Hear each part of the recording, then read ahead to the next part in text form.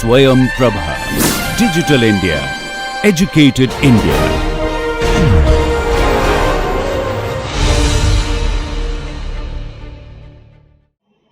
Welcome learners to the fifth lecture of our Microeconomics and Applications course. I am Dr. Aparna Samudra, who is the course coordinator as well as the presenter of this lecture. What are we going to learn in this lecture? 1. We will be understanding the various what do you mean by the concept of supply as well as what is the law of supply. Thereafter, we will understand that what are the various reasons for change in supply of a product. Then, we will understand the concept of the elasticity of supply, and thereafter, we will derive the equilibrium price and quantity.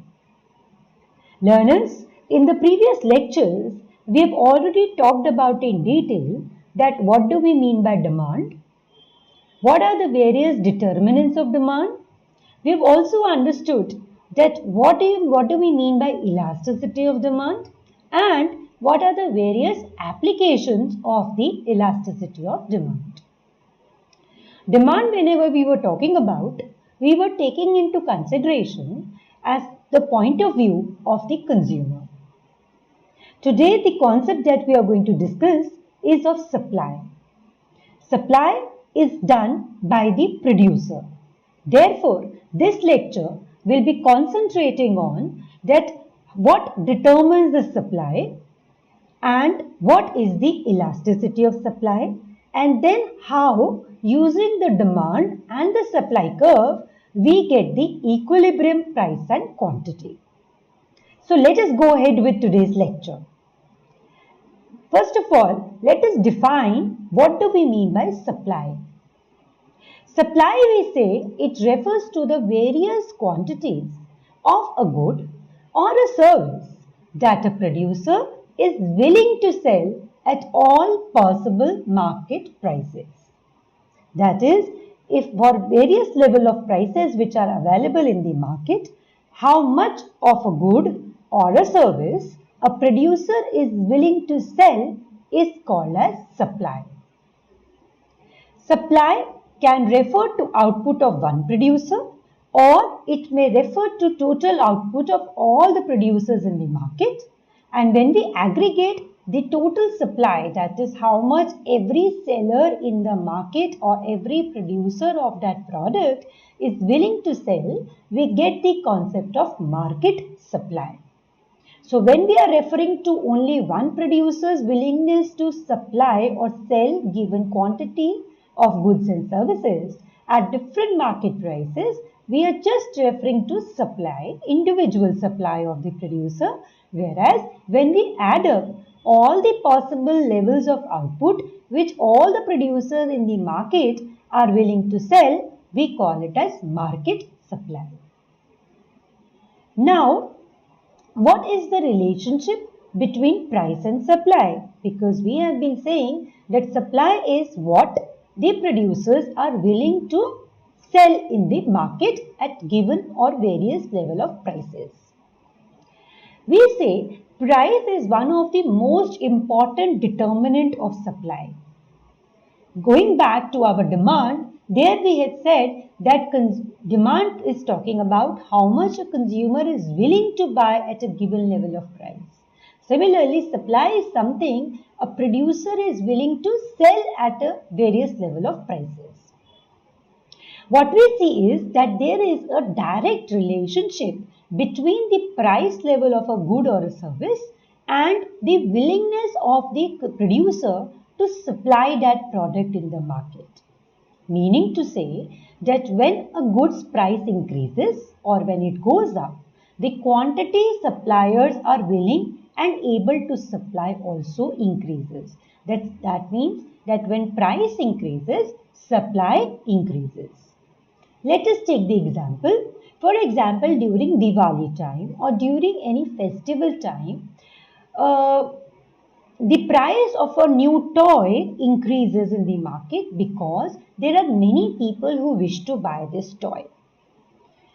Because of this, what will happen is that more producers will be willing to supply that particular toy in the market because they would like to sell more when the prices increases. On the other hand, when the price of a particular good decreases or it goes down, the quantity suppliers, that is the producers who are willing to supply, the amount of quantity also declines. For example, if Apple's iPhone price drops, let us say iPhone 8 or iPhone 10, if the price of iPhone drops, the company Apple does not make too money of them because they feel that at low price we should sell less, hence supply drops. This means that the quantity supplied is usually directly related to its price. So if the price increases, supply increases, and if the price decreases, the supply decreases. Meaning to say that there is a direct relationship between the price of a good or service and the quantity of the good or service being supplied. This particular relationship between the price of the good or a service and the quantity being supplied is represented in what we call as a supply schedule. What is a supply schedule? We say it is a table that shows what is the number or amount of quantities which producers are willing to supply at various prices. That is, if we have got various level of prices, at each level of price, how much amount a seller or a producer is willing to bring in the market to sell. That table is called as a supply schedule. We can see this supply schedule in our screen where we are taking price of widgets and the quantity of widgets being supplied at each price level. As learners, you can see that the price of 5 rupees, the supplier is willing to sell 10 units. When the price reduces from 5 to 4, the quantity supplied of widgets goes down from 10 to 8. So as the price is decreasing from 5 to 1, we see that for each corresponding price, the quantity supplied of widgets is also declining. Meaning to say that there is a direct relationship between the price level and the quantity supplied. This particular relationship which we have seen in the supply schedule can be plotted graphically, and when we plot it graphically, the curve that we get is called as the supply curve.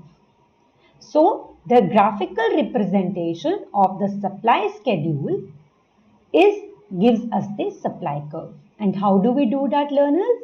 We will graph the prices on the vertical axis, that is the vertical axis of your graph will be measuring the price level, and the horizontal axis or the x-axis of the graph will be measuring the quantity supplied at different level of prices. So every point on this particular graph will show that at each level of price, how much is the willingness to sell of the producer. When we connect all these points, the curve that we get is called as the supply curve, which we can see in this particular graph. We have taken price of widgets on the vertical axis and the quantity of widgets on the x-axis. And this supply curve, which is shown by this blue line, is upward sloping. So two things you can notice about this supply curve. One, that the supply curve is upward sloping. And my dear learners, what type of relationship it is depicting between price and quantity? It is depicting a positive relationship or a direct relationship between price and the quantity being supplied, showing that when the price increases, let us say from 2 to 4, we see the supply of or the quantity supplied of widgets increasing from 1 to 2. So as the price is increasing, the quantity supplied is also increasing. So the supply curve is upward sloping or what we call as positively sloping. And from this supply curve, we derive the law of supply. What does law of supply say? That other things remaining constant, that is other determinants of the supply, if they do not change, as the price of a good rises, the quantity supplied rises, whereas the quantity demanded falls, if you remember. Okay, so the price is rising, the quantity supplied rises. So, law of supply says that producers will generally offer more when the prices are high and will prefer to supply less when the prices are low, which we are seeing in this particular graph on your screen. So, supply curve, my dear learners, is upward sloping. Now, very natural question which may be arising in your mind is that why is this curve upward sloping? The basic reason behind is because of the cost and the profits which are going to be incurred or earned by the producer. So, how are producers producing these products? Producers are purchasing resources, and these resources, which may be land, labor, capital, raw materials, they are being procured for a particular cost, and using these resources, product is being produced. Now, producers are incurring costs because they are taking away resources from one alternative use to another alternative use. Now, why do people earn? Why do people do business? The reward for doing business to an entrepreneur is the profit he is going to make. So, what is profit? Profit is whatever revenue the businessman is earning minus the cost he is incurring. So, when the business wants to earn greater profits, they would like to sell their products at prices which are high enough to cover their costs. So when the cost reduces, the profit increases. One way is reduction of cost, other way is selling the product at a higher price so that their profits increase. So higher price means more profit for the business. And if the cost of production is remaining the same, this means that they will earn greater profits. So in order to make greater profits, they get encouraged, they get motivated to sell more when the price of a product rises, because higher profits will translate into higher revenues, and that would mean greater profits to the producers. Therefore, the supply curve is upward sloping. So that price is one of the major determinant of the supply. But what are the other determinants? What are the other factors which determine the supply of a product? Let us understand them one by one. Four major determinants of supply are: 1. The input prices.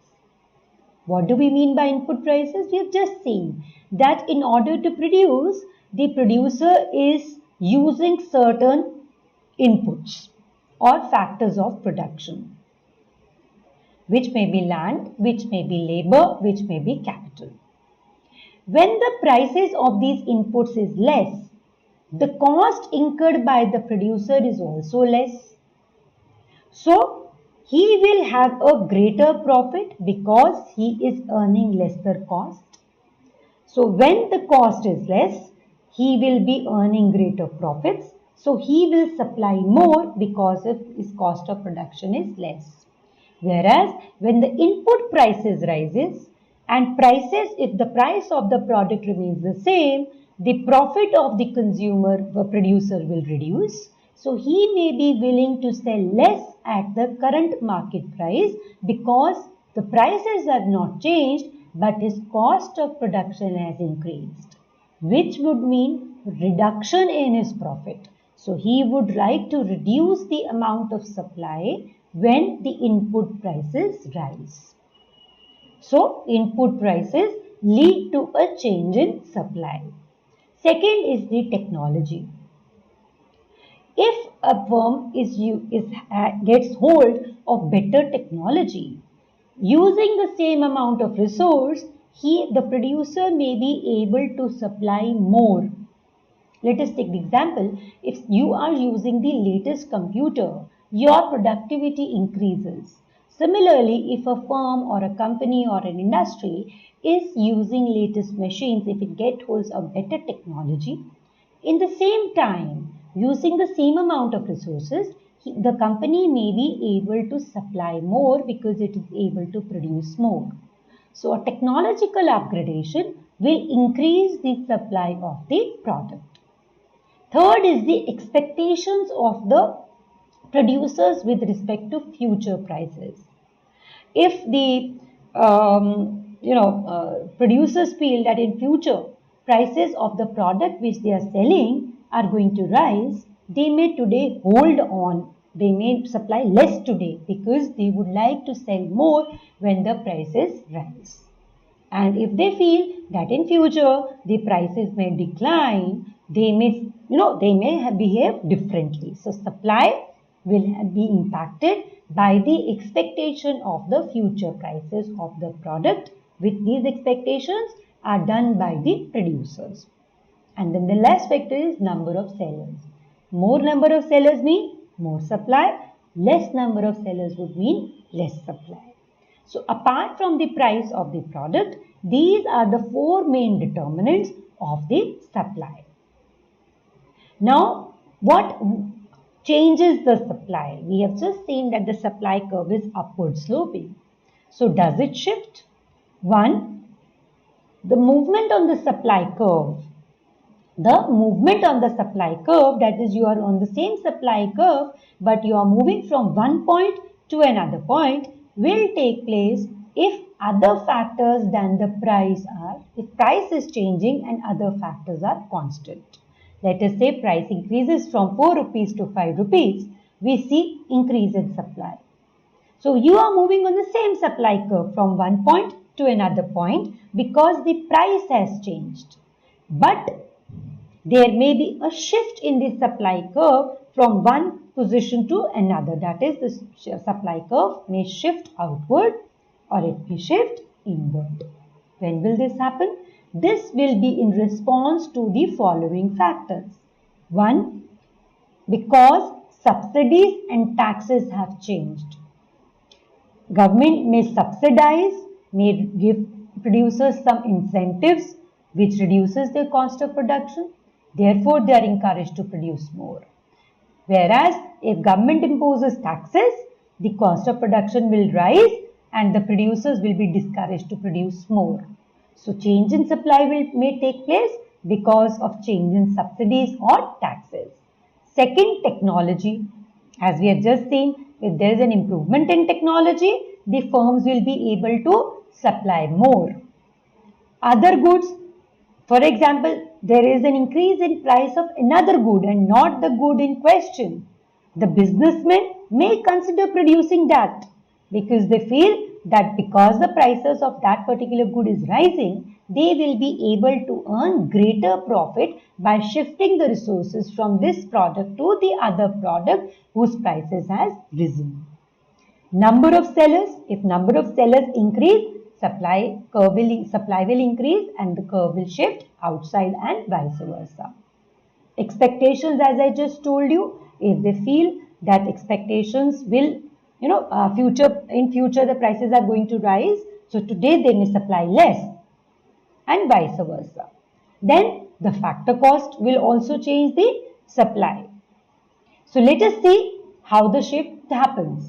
Let us say this is your supply curve of widgets. Now we have seen if there is change in any other factor apart from the price, if it changes, this curve may shift outward or an inward. Now suppose there is an improvement in technology. What will happen to the supply of widgets? Give it a thought for a moment. With an increase, with the better technology, the supplier or the producer will be able to produce more of it or supply more of it. So we see that your supply curve shifts from one position to another position, from the orange curve to the red curve. So it is shifting outside. So you get a new supply curve. This has happened because technology has increased. Similarly, supply can also decrease. For example, this may happen because let us say the cost of production of your factor cost has increased. So the firm is able to supply less than before. Taxation is imposed. So firm wants to supply less than before. So this will lead to a decrease in supply. So a shift in the supply curve is taking place because factors other than the price are changing. So what have we said? The change in any other factors other than the price will lead to a change in supply. This may mean a decrease in supply, means leftward shift. Less is being supplied at each level of price. Price has not changed, but factors other than the price have led the supply to decrease. Or supply may increase or it may move rightward, meaning more is being supplied at each level of price. For example, if technology improves, more will be supplied at the same level of price. So supply curve will shift outside or rightward. Okay, now let us take some hypothetical examples. Let us say that the government of India has added a subsidy to organic turmeric production. Government of India wants to increase the organic turmeric production, so some subsidy is being given to these producers. So if this is your initial supply curve, learners, what will happen now? We will see that the supply of organic turmeric will increase from S to S1. So it's a rightward shift of your supply curve, increase in supply at the same price level.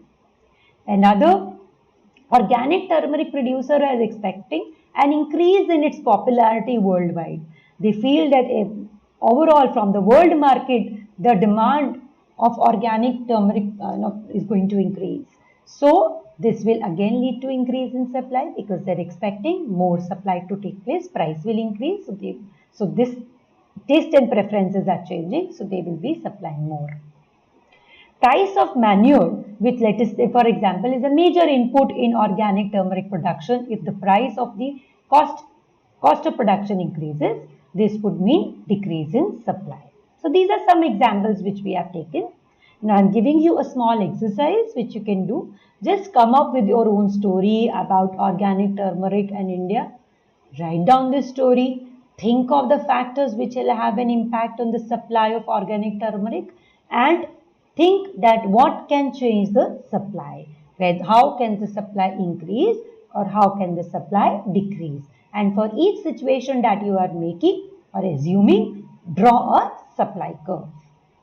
Now, moving to the next subtopic of this lecture is price elasticity of supply. We have already understood in the previous lectures that what do we mean by elasticity. What is elasticity? Elasticity is basically the responsiveness of, in this case, supply. Because we are talking about price elasticity, we are saying that how much quantity supplied of a good responds to a change in the price of that good. That is, if a price of a good changes, how much because of that change in price, how much does the quantity supplied change? How much does it respond to the change in price is measured by the price elasticity of supply. That is, it is percentage change in quantity supplied divided by the percentage change in price. So for example, the price has changed by 1% and supply changes by 5%. So 5% divided by 1% will give us price elasticity of supply. So price elasticity of supply, my dear learners, is the percentage change in supply divided by the percentage change in price. So in loose terms or in simple terms, we can say it is measuring sellers' price sensitivity. That is, to what extent the sellers are sensitive to the price. If there is a change in price, how much supply of that product are they willing to make is measured by price elasticity of supply. Now, price elasticity of supply, let us say we are taking here, if initially the price was P1, the supply was Q1, let us say price rises by 8% to P2, what will happen to supply? Supply will also rise. Let us say supply has risen by 16%. And we are asked to calculate price elasticity of supply. We will say it is percentage change in quantity supplied upon percentage change in price. So how much is the change in percentage change in supply? 16%. How much is the change in price? 8%. So 16% divided by 8% will give you answer 2. So we will say that the price elasticity of supply is 2.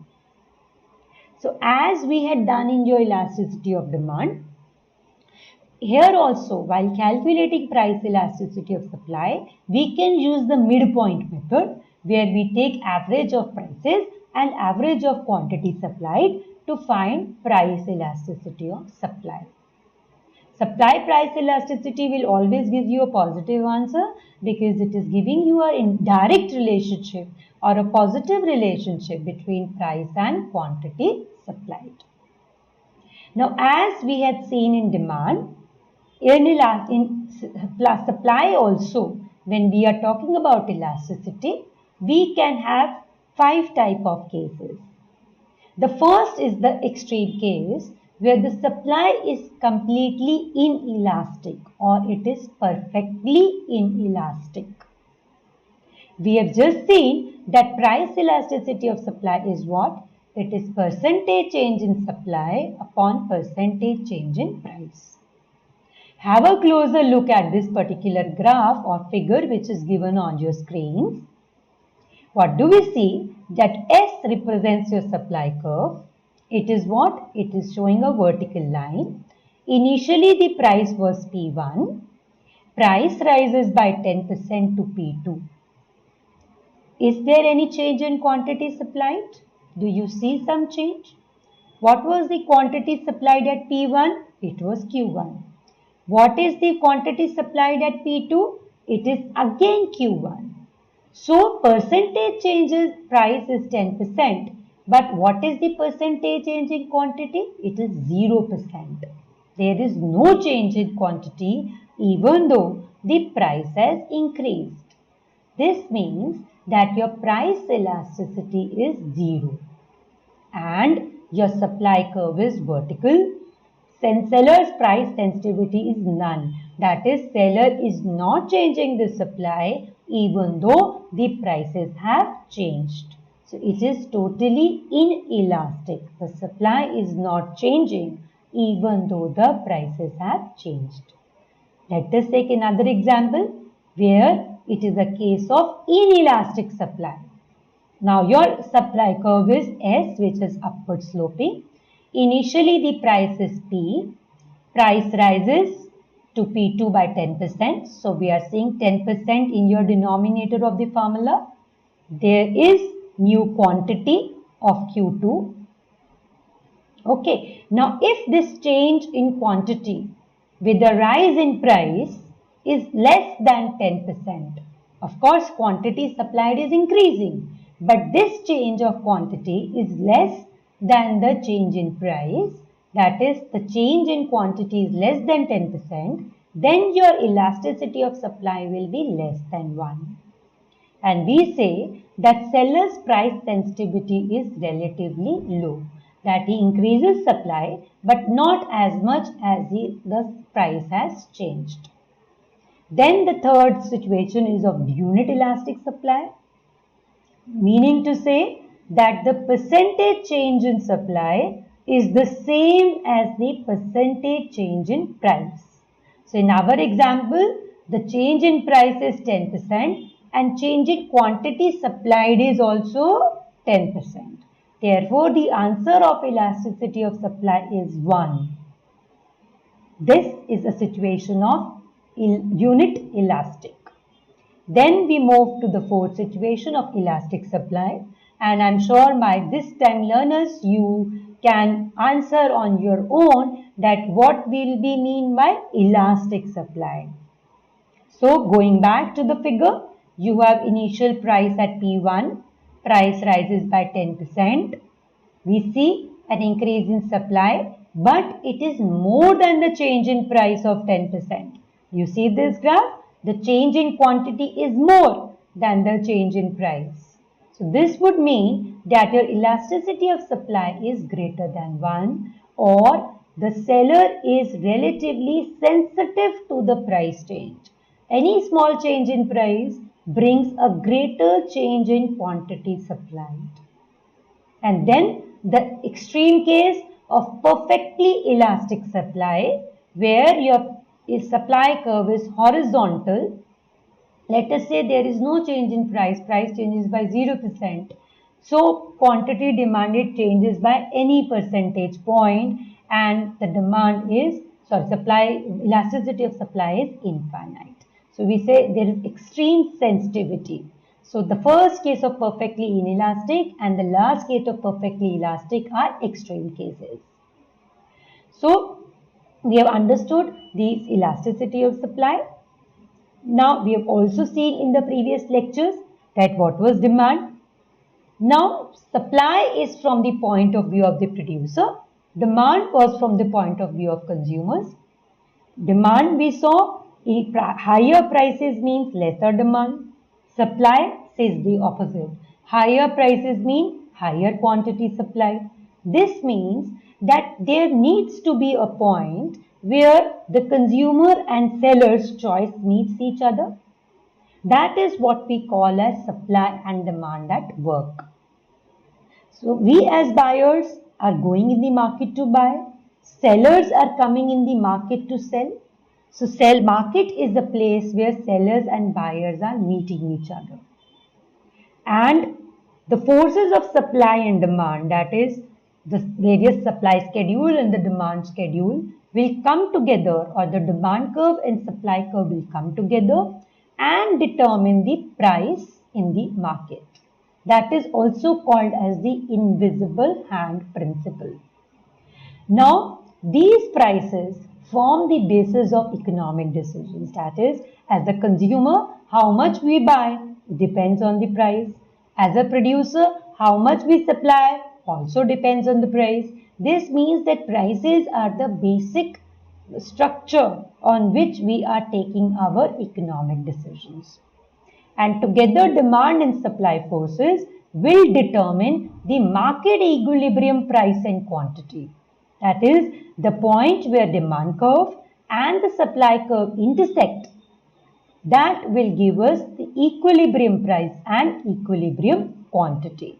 So the point where quantity demanded becomes equal to quantity supplied, we say it is the equilibrium price or equilibrium quantity in the market. Now let us see this graphically.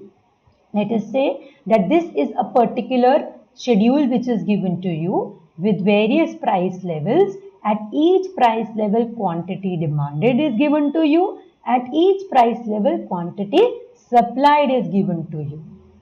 As you can see here that you are comparing, when you compare price with demand, as the price is falling, the quantity demanded is increasing. On the other hand, when you compare price with quantity supplied, as the price is falling, quantity supplied is falling. So when you plot this particular data on the graph, we will get one demand curve. When we plot price and quantity demanded, we will get a supply curve when we plot price and quantity supplied. Demand curve will be downward sloping, showing at high price demand is less. Supply curve is upward sloping, showing at higher prices supply is more. They are intersecting at one point. Let us say they are meeting each other at what price? 3 rupees. So equilibrium price is what? 3 rupees. And what is the equilibrium quantity corresponding? 30 units. Means for this, in this market, using our market forces of demand and supply, we are getting equilibrium price as well as equilibrium quantity. What happens if we are not at equilibrium? If you see this particular graphic, what do we see? Equilibrium. Equilibrium means the quantity demanded is equal to quantity supplied. But if quantity demanded is less and quantity supplied is more, this means there is a surplus in the market because more is available for sale and less is available for demand. So this is surplus. On the other hand, if the demand is more than the supply, this will lead to a shortage. So it is equilibrium will get established where demand will become equal to supply. So learners, let us summarize what all we have discussed today. We have understood that supply is quantity which a seller is offering to sell at any given level of price. Law of supply gives a positive relationship between price and quantity. Then supply curve shifts. It can shift outward, it can shift inward. How will it shift? The change in supply will take place because factors other than the price are changing. We have already discussed those factors. Then what is elasticity of supply? Elasticity of supply is basically telling us that if there is a change in price, how much quantity supplied changes because of that. And then we have said that market equilibrium gets established at the point where demand is equal to supply.